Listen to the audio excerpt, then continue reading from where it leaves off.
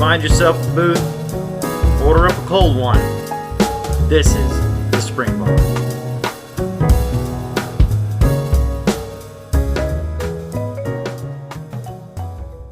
Hey everybody, welcome to the Springbar Podcast. I am Florida Mike. I'm here with my co-host today, Joe in the OC. We are sans Casey. He's a little bit indisposed at the moment, can't be here with us to record today. But later at the end of this episode, we're going to add in a little bit of a video review that he recorded. So that way, at least he's still a part of this as well. But this is a special episode. We are doing a Springbar Podcast review.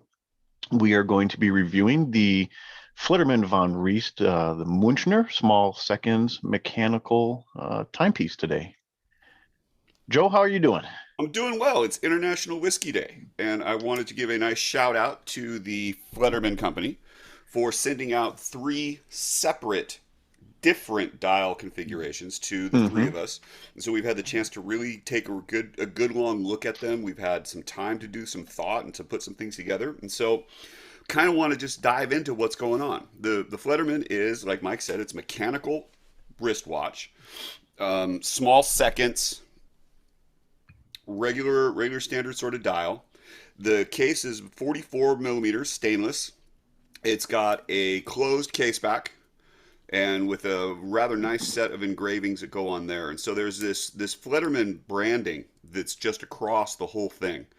And it's an interesting little take, because the watch is called the Münchner, out of the city of Munich. And so part of the design elements, there's like these two lines across the side of the case, and that's supposed to be representative of the twin spires of the cathedral in Munich, which it's a little bit of a stretch. But it is a nice design element. It adds a little bit of extra onto the watch, and so it makes it come across as it breaks up the side of the case relatively well. The crown is a little bit small, and particularly with the way that the crown guards are set up, it's hard to grip. It's a really well knurled crown, lots of grip to it, but hard to get around the edge of the crown guards in order to do this winding thing. The bezel itself is a little bit thin, a little bit small, and so it makes the watch wear pretty big. Like, there's a lot of presence on the wrist. Comes across well. I mean, it's a big watch. It's not a small piece, and so it has a lot of pop to it, and particularly with the way that this dial configuration is set up. So that kind of takes us over into the movement. The watch is going to be coming with a Sellita SW260. The SW260. 260, and it's probably going to be the 260-1, which is an interesting little take on it, because 260-1, it's a small seconds movement, but it also has a date, and this watch doesn't have a date. So we're looking phantom position. Possibly there'll be a phantom position on it. Now, the thing that I find interesting about that and about that choice of movement, that movement's featured in a couple other watches, like Baume & Mercier's, a Clifton, and then also in like the Tag Heuer Formula 1. Both of those, the small seconds version of the Formula 1, the mechanical one, they both use versions of that movement. And this is where things get to be kind of a little bit funky, because the Baume & Mercier is 41 millimeters and the Tag is 43. So it's a big movement, or at least it's a movement that lends itself towards larger watches. However, the movement itself is only 26 millimeters. So the case size, like, I get it that we want to have a watch that's going to have a lot of visual presence, going to have a lot of pop.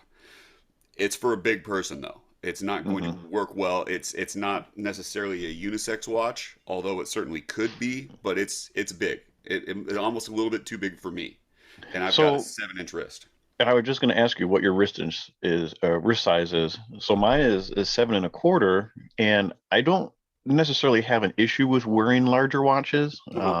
I prefer not to, but it doesn't look too big on me. See, it's an interesting thing, and part of that, my thought about it is, I'm much more of a vintage guy. Like Well, we both are. that's essentially my entire collection is vintage. Yeah. Modern pieces are few and far between, and so the vintage styles are much smaller, and they wear in that way. The design space, like you're looking at it from a design standpoint, you've got this double cross that's up at the 12 o'clock position. And to me, that's a really nice bit of iconography. They have it's continued on onto the buckle, and I think that that's a pretty good little bit. And I think I'd like to see them use that a lot more because I think it's a little bit more iconic Hmm. than necessarily like the Fleddermann von Rieste logo, which is sort of a stylized F and an R put together. Because then it's going to be a question. Okay, what are we calling the company? So like for me, that little design element is always a little bit nicer, a little bit more of a pop. The Hmm. dial itself, though, the way that the numbers have been put on, there's some thought that's gone into it, and there's some thought Hmm. into the layout. But just looking at it from that sort of design standpoint, there's a ton of space in here. There is a lot of space, You know, and if we're going to talk about the dial, I think the number one question is, does it need to be that big? This watch, I think, could be shrunken by 2 to 3 millimeters, and easy. it'll make it look that much better. I think there is a Would you lot would you of. keep the proportions of the numbers the same? I would, because if you look at it, the case extends maybe about a half a millimeter on either side of those markers, so Yep. you can bring it down there. And I don't think that the minute markers need to be that long either. Yeah, I can agree with that. So I'm looking at it as, where is the dial in the case in proportion to where the numerals are and that second square sub dial. So I Uh-huh. think it could be shrunken up just a little bit, and that would make it spot on. I would tend to go with that. I Yeah. I mean I don't mind. I get where they were coming from. I get where the choices were. I understand why the choices were made. And it, Hmm. it works. It works. I think that just for our aesthetic, it's different for what we For what we looking for. for guys that wear mostly vintage watches, it's a big adjustment. Now that said, I've worn this quite a bit, and I've worn it to work, I've worn it around the house in different situations. After a while, it did start to grow on me. I got to the point where I could look down on my wrist and I wasn't in size shock. I could say, okay, looks great. I can appreciate that. I will say, so we were given three different dial colorways. So I received like the deep navy blue.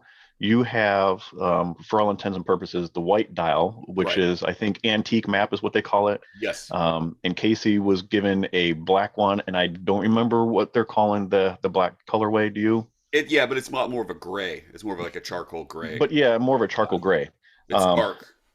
I will say, on this dark navy with the white handset and the white numerals, it has excellent low light visibility. I will say that. So, I would agree. I've worn my watch a lot. I've worn it to work. I've worn it to formal events. I wore it with a tux. The light dial does not go very well with the tux. However, I could see that both of the dark dials working really well.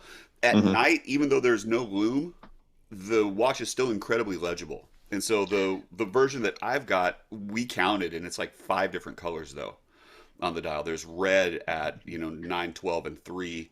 There's the red on the subseconds. There's the blue of the numerals. But then there's that sort of shadow, which is a slightly Mhm. different color. And then we've got the dial color. We've got the script color, which is different from all the rest of it. There's the color of the hands, which is different again. So there's a lot of extra stuff going on. I think that maybe we can. But even still, that said, for some of those colors, you really have to study and stare at it in order for them to pop out at you. I get that they were trying to, play with the color palette a little bit, and maybe put those little pops here and there. Um, and that's fine and well. But it's not to the point, not so much on the darker colorways. Yours is definitely more obvious. It, You it, can co- it definitely comes tell. across. Yeah, for sure. But it's Um, not it's not too busy, I don't think. I think that the and it's color choices not. were good. Yeah. And I will say our Springbar friend JP also has a watch that he's going to be doing a review, the Fleddermann. He says his favorite colorway is that antique map, the white dial. So Because he's it'll I be think he has the interesting. same color you do, right, for review. He's got the I blue. think he's got, yeah, I believe so. So what do you think about the handset? It's a little long, but it works. I don't mind the stick hands. I think if you're going to go with a dial this size, they could be a little bit wider to make it a little bit more proportional. I think the length is on the minute hand is just a little too long. But overall, I really don't have much of an issue with it. Like I say, it's easy to look down at your wrist. You know exactly what time it is. You don't have to stare at it. It's very legible. It is, yeah, extremely. So overall, I don't mind it. I think they work well. Yeah. Let's get into the strap. Let's talk about the strap. So let me start off with saying we each received this watch, and unbeknownst to any one of us, without having any prior conversation to doing this or any pictures being shared, we all changed the strap within the first day of having this in our possession. Correct. That being said, the strap itself is not bad. It's not a bad strap. So it is a 22 millimeter, which I think is the perfect size for the case size that this is. I agree.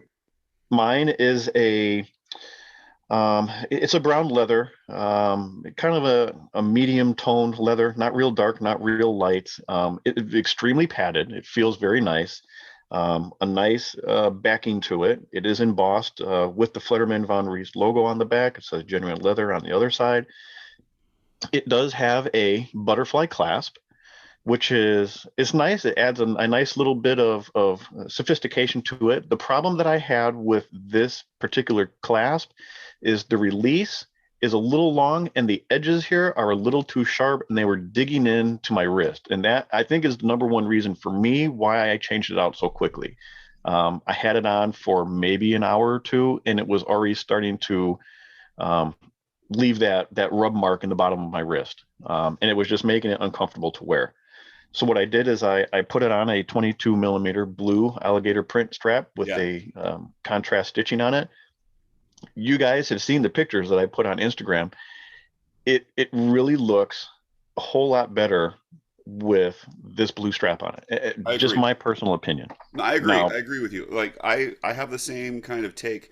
Mine comes in a brown strap. I think it's a little bit darker than yours. It's more of a darker brown, a deeper brown. And it doesn't quite work with the dial for me. Amazingly, I have a 22 millimeter fitted end lug steel bracelet that I put on it, and that was fire. It was excellent. It was really, really good. Completely transformed it. Really good. Yeah, brought everything out, and it to me, it brought everything in towards the dial rather than the darker strap with the lighter dial. You move out from it a little bit, and so I liked that contrast to me, and I thought that was really nice. The strap, the bracelet itself, the way that the end lugs, there was a lot of play on the end lugs, but if I got a couple pictures of them laying down perfectly. We'll throw those up. It does, yeah. It looks pretty nice, and even KC changed the strap on his too. You did, right. And again, it's so. The strap that it comes with is nice. It's a very nice strap. It's very thick, as you would expect for a long 22 millimeter strap. So it will take some time for it to break in. I think once it does, it'll soften up and perhaps lay on the wrist a little nicer. It's a well-made strap. Yeah, it really is. I really the strap as itself, I have nothing bad to say about it. For me, I'm not a brown strap kind of person. There are people out there who are. I just feel like there are other and probably better options depending on your taste. And this watch, I think, will accept quite a lot of different styles and colors and look, just as nice. It's gonna be a strap monster. It really will be. Depending on, and also depending on what your aesthetic is. What do you like? Yeah, exactly. I think a bracelet option would be a real plus, though. Mm-hmm. Right. That's where eBay comes in. Well, So the finishing overall, there's not a lot of detail in the case aside from the lines on the side. The lugs are broken up a little bit, as are the crown guards. You do have a little bit of um, what would you call that? Indentation, I suppose, yep, to break it up from the a little case. bit of a notch. Yeah, a notch. Yeah, exactly. Which looks nice, but everything is highly polished. There really isn't any brushing on here whatsoever, other than the grooves and the knurling of the crown. So there really is no transitions to speak of. So it's kind of hard to say that it's finished poorly because it's all polished and everything just flows together very well. Um, so whether or not they did it on purpose, whether or not they wanted to play it safe that way, I can't really say. But if you're into a very high polish finish, um, this has got you written all over it then. Um, Well, and the other part too, though, I think that we got to say that I believe all of us were babying the watch to a certain extent. So the question of how well it's going to Not me. scratch or mar. I wore this. I wore it to wear it. I wore it to work, and it held up well. And now, generally speaking, I'm very aware that I have a watch on my wrist at all times, and I try to avoid the walls and the door handles and things like that. But I do work outdoors all the time. I'm in varying environments, and it held up very well. I'm not going to say that I didn't knock it, but there's really no scratches in here at all. The crystal, I think, is worth noting, will be sapphire. Correct. The crystal that we have in these particular prototypes are sapphire coated, Yes. um, And Casey which managed to get a scratch on his. exactly, which they did scratch with the sapphire coating on there. So I'm hoping that the crystals that they use are solid sapphire rather than sapphire coated. And Um, also the coating, it gives it. There's a really serious kind of glare for pictures. yeah, I yeah, mean, for sure. it's a very legible dial. It doesn't affect the dial, but your photography, your Instagram photos are going to suffer slightly. Hmm. Uh, And the size of it has a lot to do with that too. I mean, yeah, yeah. you There's can't a help large but refractor plate on it. getting glares and reflections in such a large crystal. So, what do you think overall? Would you buy one, or are you going to take a pass? I would probably pass, but it's a size consideration, and it's also the size of my collection. I've got watches that do what this one does that fit my aesthetic a little bit better. That isn't to say that this isn't an excellent watch, and this isn't. I think that this is definitely not a watch that is meant per se for someone who has a very large collection, because Hmm. it's sort of a multi-purpose watch, right? It's going to fit in a lot of different spaces. I need something with a lot of wrist presence. I need something that's incredibly legible. I need something that I can do a transition from day to night. I need something that can do right. And you have a lot of different slots that this watch can fill. And their discussion in some of their literature was, okay, this is going to be sort of a one watch collection, and I could see Hmm. it working that way. I unfortunately have way more than one watch. So, in terms of my collection, it doesn't quite fit. I think that for me personally, the size is a negative, but it's not so much the physical size of the watch, it's the way that the dial presents. And if the Hmm. bezel were a little bit smaller, I might be more inclined. That's my take on it. It's a very well-made piece. I'm really looking forward to seeing how it comes across with the Salida movement versus Hmm. this prototype movement that we have in there, and seeing how there's a discussion of changing the way that the crown is going to work Hmm. and the size of the crown on the production models. And so Yeah, for me, which it that's a needs big for sure. consideration. Yeah. What about you? What do you think? I agree with you 100%. It is not a collector's watch. It is a watch for somebody who has two or three pieces and is looking to add something with a little bit more sophistication than perhaps they already have. Um, that said, if I was that person, I would really enjoy having this in my collection. But Yeah. like you, I have many other pieces that get much more wrist time. And I feel if I myself as a collector were to have this in my collection, it would not get the wrist time. But again, you're talking to two guys who are very avid vintage collectors in a very niche segment. Not to say that, again, is not a bad piece. It is. It's very nice. It's very visually striking. It's very well made. Um, I'm just not the market you're looking to sell it to. But I would wear it if I was that person. Like I say, it did take a little bit of time for me to get used to it, but after a few days of wearing it, I really did truly enjoy having it on the wrist. My daughter, even, got hands-on with it. She wanted to wear it. She's been wearing it for the last day and a half now. Even on her small wrist. I don't even know what size it is. I never measured her, but it looks good and she enjoys it. And she actually likes it being larger. She likes the idea of having that large watch on her wrist. So, speaking of which, we're going to have a kids review video that we're going to be publishing on our Instagram. And I recorded my daughter's, I edited the video. It comes out real cute. Joe's going to do one with his son. So just a little fun take. So be on the lookout for that. Be on the lookout. Be on the lookout for that. All right.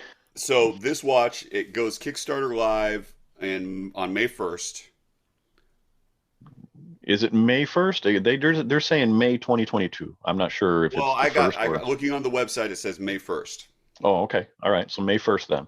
And what's our pricing there, Mike? So let's discuss this pricing. We've already been through this pricing. You as the viewer/listener, please do us a favor and sit down for this portion. All right. Is that enough time?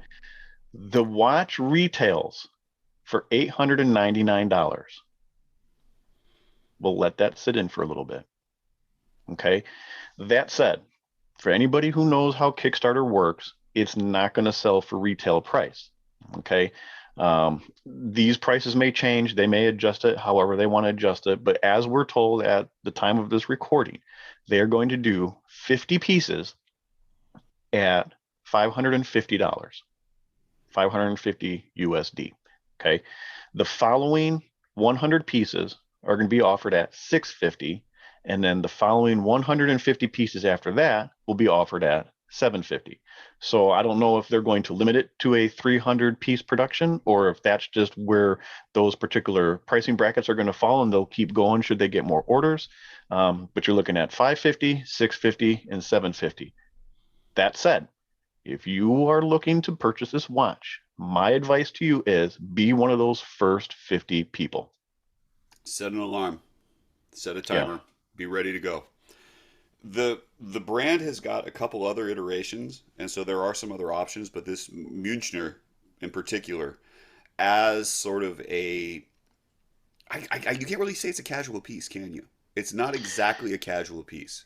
It's not and I'm not sure where exactly it's going to fit. It's not a casual piece. It's not a dress piece. It's not a tool watch. It's a little bit of everything all kind of melded together into one. If that's your cup of tea, it's not a bad thing to take a look at. Look at their Instagram. They've been putting a lot of information up, and then get onto the Kickstarter. Their actual website is von Rieste, VONRISTE.com, and you can check out the Fleddermann the Münchner is right there on the Kickstarter starting page. So there you can see the different colorways. They've got a bunch of couple other options. So it's an interesting company, and we're really looking forward to what sort of their next iterations are going to be. Yeah, exactly. If you look on their Instagram, you will see that they do have photos of a dive watch on there. Through a conversation I've had with them, the Münchner is going to be their first production piece. We didn't really get into what the dive watch was, but the way that the story was going, the conversation we were having, is that was almost a watch that they were producing in very small numbers, maybe 5 pieces at the most, just for themselves and maybe some friends and things like that. Never went into production. So this is going to be their first mass-produced watch that they are putting out there. So don't get confused that, they did something before and this is their next version. So this will be the first one, and then they'll go into different, mass production models down the line should this one be a success, And good luck to them. And I hope they do. I hope they reach the numbers and their goals, and this comes to fruition for them, because I know, I mean, they're really good guys. It's a big deal too. It's a big risk. Like this is my idea. This is my thought. This is my watch. And will you please buy it? So if you're interested in that kind of thing, please feel like you should support them. They're going to need that to get this one off the ground, as well as to get some of their other design ideas off the ground. So yeah, for sure. This startup capital is only going to help. So take a look at them. We're going to have information posted on the Springbar Instagram, and we'll notify you guys when the Kickstarter does come and go live, and go from there. And if you do buy one, I would be very interested to see what colorway you picked, and then when they do get shipped, tag us in your pictures. We'd like to see, if Absolutely. You keep it on the strap, if you put it on something different, what your thoughts are about it. So absolutely, keep us in the know. Yeah, give us a mini review. Yeah, give us your little review. So, Joe, we are the Springbar Podcast. I am 120 Clicks. You are Watch Taylor Youth. And KC is time. What is it? Time _ hack 1636. 1636. And you can reach us at the Springbar Podcast, both at gmail.com and on Instagram. And please hashtag us, the Springbar Podcast, for all of your Fleddermann von Rieste reviews. Absolutely. All right, Joe. It's been fun. See you, sir. We'll see you next time. Cheers, guys.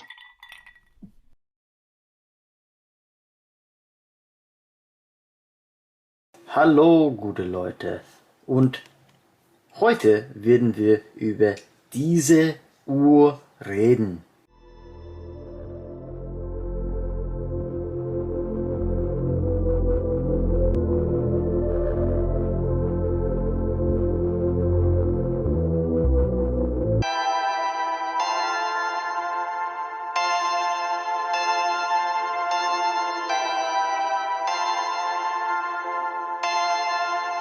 Perfect.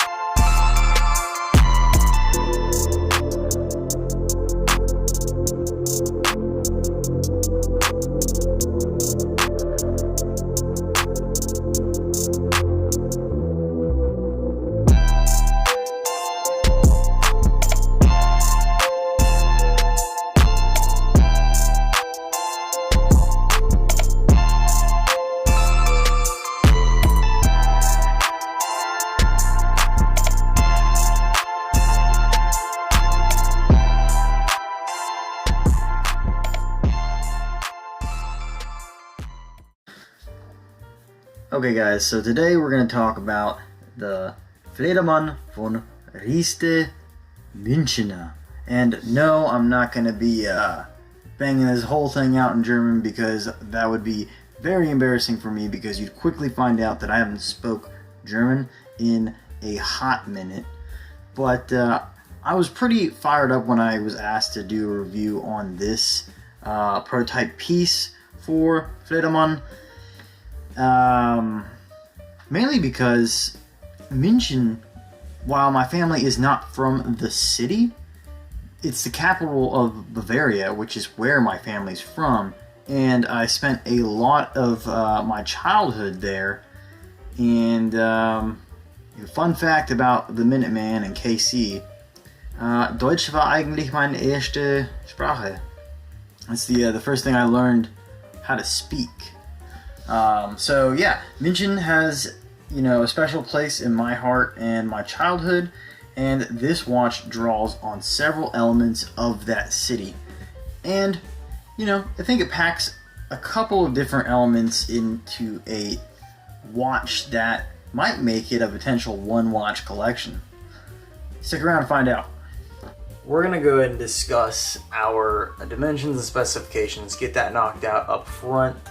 Then we're going to go into the design elements, because there's several things that this watch aims to evoke or make you think about within the city of München. And then we're going to go into my likes, dislikes, and then where I think this watch can be improved. And I'm hoping if our gracious owners of this micro brand are willing, I'd like to invite them on to the Springbar podcast to talk to us about the watch and give them an opportunity to defend some of my upcoming criticisms.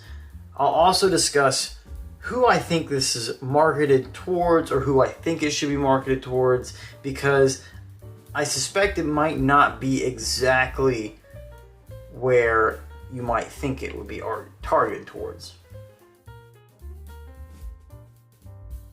So, without the crown guards, 43.9, so about 44 millimeters in diameter.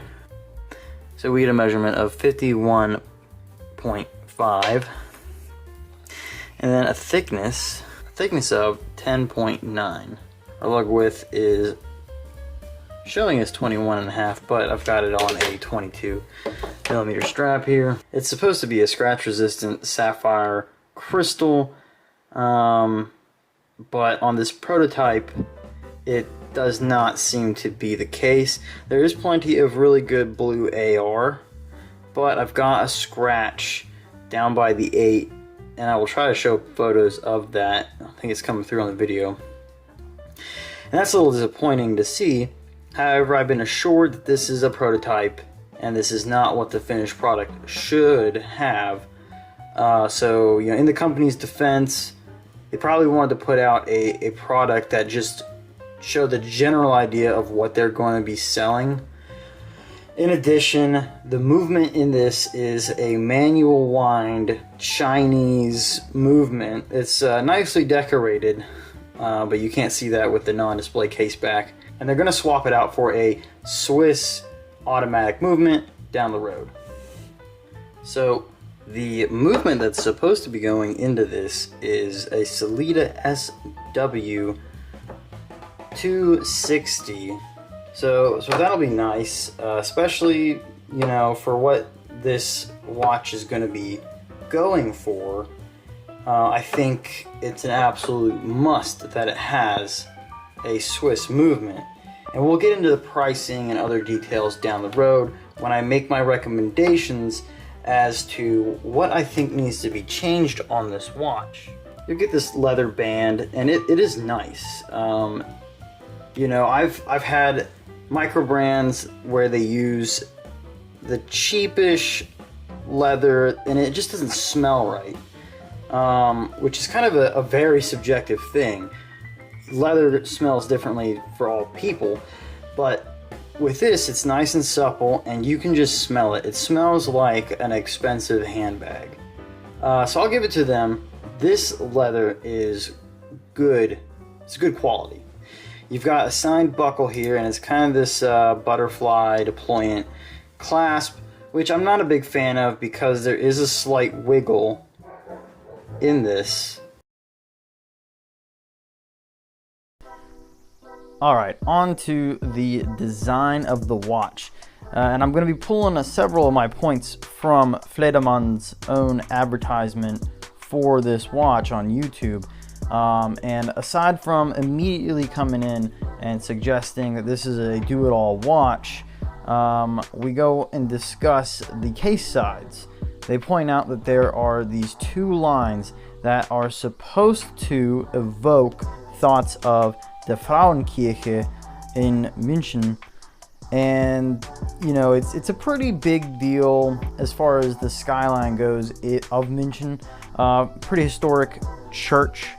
I personally think that might be a slight stretch. If that's what they wanted to represent with those stripes, okay. But I think to the average person, they're just a way of adding some different texture to the case that otherwise would be boring. And now this is not a negative. I actually like that they went ahead and did this, because most case sides that are high polished they're just kind of boring, or you get all brush. You get essentially what's in my eyes pinstriping. That's the first thing I thought of, and I could see how that would go well with a pinstriped suit or something. Now their dial is interesting. I personally really like the colorway that I got. It's kind of a slate gray with yellow 12, 3, and 9. So it certainly stands out. It's a beautiful gray. Then you have these what look like applied numerals, and they're slightly raised with a white outline.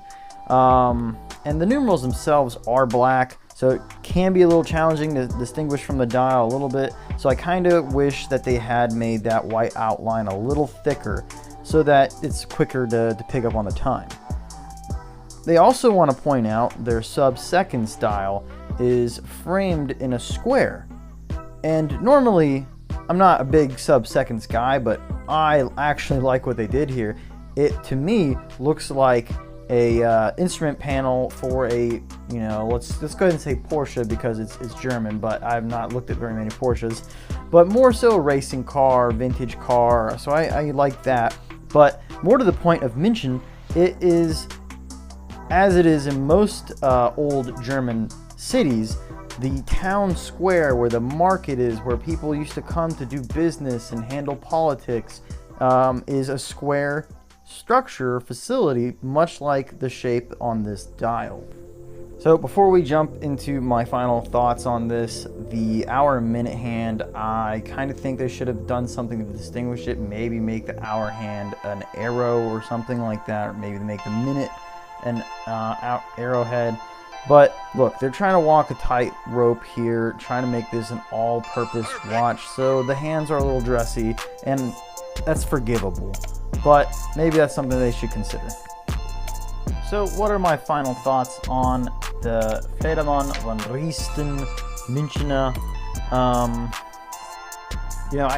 It's a very interesting watch. I've not come across very many micro brands that have tried to make a do-it-all watch like this, but I struggle to see that this is targeted to the watch enthusiast. I would say this is something that might appeal more to the average watch consumer who is not looking to amass a collection, who just would like to have one watch that can do multiple things.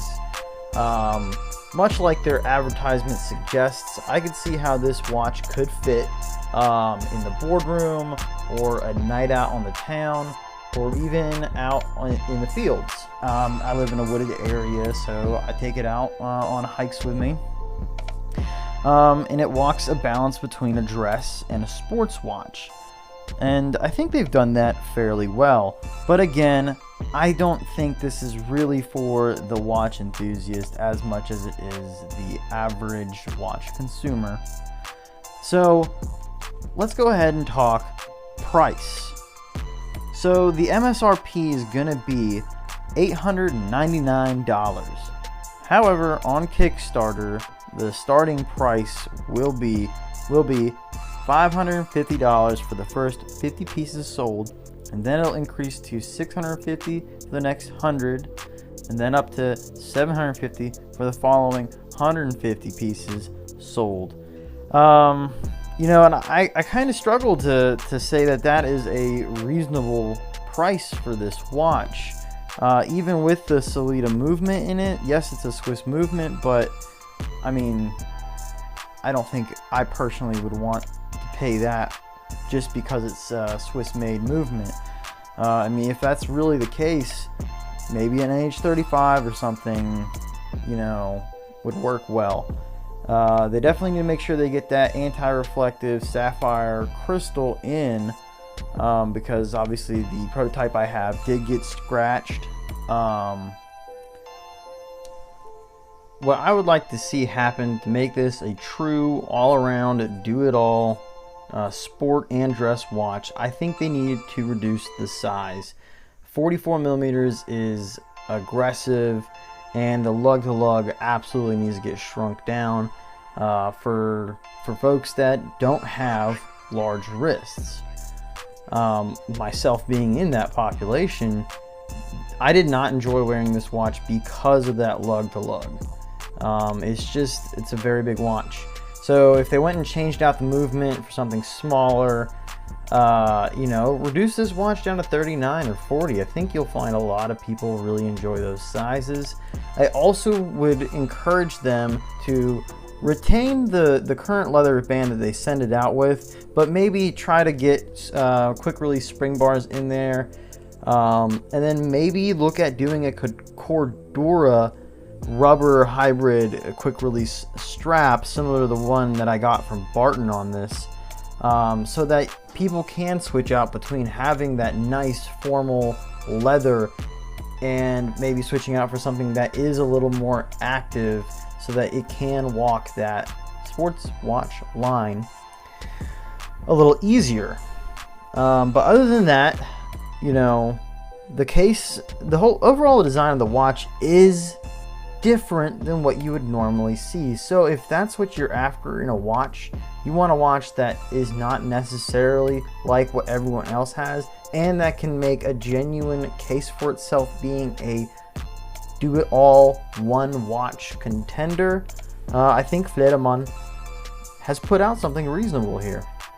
So yeah, those are my thoughts on the upcoming Münchner from Fleddermann von Rieste.